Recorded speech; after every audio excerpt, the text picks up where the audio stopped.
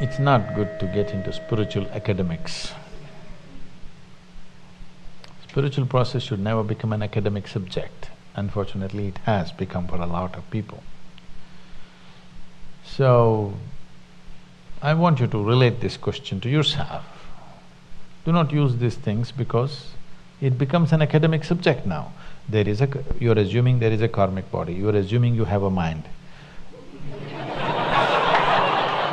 No, I'm saying, you don't really know, isn't it? Okay, if you have a mind, you must be able to locate it, isn't it? Can you locate it? Can you locate where your mind is? Then you don't know whether it is there or not. See, suppose you walk into this hall, this guy says, I'm in this hall. You look everywhere, you go behind this pillar, post, here, there, under this bench, everything. You don't find the guy. Do you have a doubt or no, whether this guy is in this room or not? Yes or no? This is the way, isn't it? So, you look wherever you want, there is no mind. Now, this is not just playing with words. You need to understand, if you want to explore this must come from your context, from the context of your experience of life. Only then it will come out well for you.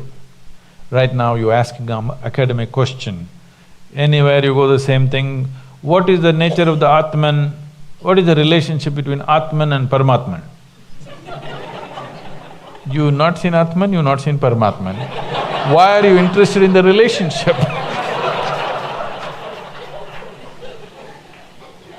Atman, Paramatman means, for those of you who do not know, these are common terminology in India. This means the soul and God. What's the relationship? You've not seen both. How do you know they have a relationship? Maybe they're divorced. If you look at the quality of life people are living, probably they're divorced, isn't it? So, don't go into academics of spirituality. Spirituality is not an academic process. It has to be an experiential longing to know. So, what you're trying to ask is, what is the impact of my past on my present working of my mind? You tell me, can your mind function without memory? If I wipe out all your memory, would you have a thought? You have to build new memory, otherwise there will be no thought, isn't it?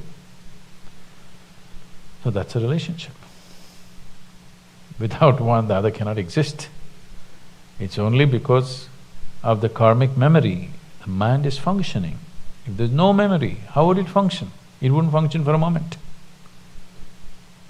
So if you have some esoteric idea of karma, drop that. Karma means just the residual impact of all the actions you have performed in your body, in your mind, in your emotions, in your energies. The residual imprint of that. So that is the karma. So without that memory, your mind couldn't even function, there's no such thing. It is from that this is all coming. Another way of looking at it is, there is no such thing as mind, there's just karma. There is a discriminatory buddhi, which is not mind. There is a discriminatory intellect. And there is karma, there is really no mind. There is a huge mass of memory.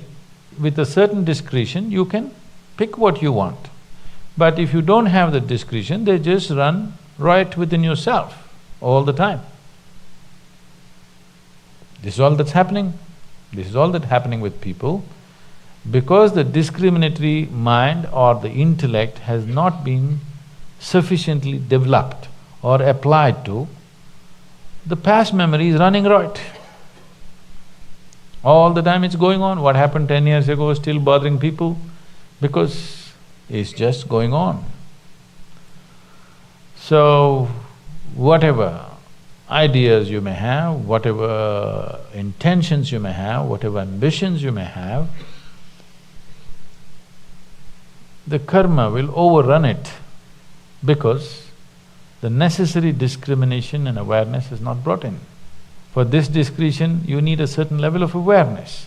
Only if that is there, karma can be consciously used. Memory is not a bad thing. Whatever the memory is, whatever the content of the memory, no memory is a bad thing. You remember something horrible, you remember something beautiful, you remember all kinds of things. This is not a problem. The problem is you do not have the necessary discretion to pick what you want when you want, isn't it? That's all it is, isn't it? So all the horrible things that have happened on the planet, usually only what horrible things that are happening, the news cameras go and take all this. It's on the film, it's stored somewhere in a computer. Is it biting you? No. If it is played here also, it need not bite you, only if you react, it bites you, isn't it? The same thing here, it's all just stored and kept. If you react, it'll bite you. If you consciously use it, you can use it in so many different ways, it doesn't matter what is the recording. What your karma is not the problem. Are you able to… do you have the necessary awareness and discretion to employ this in the right sense or not? That's all it is.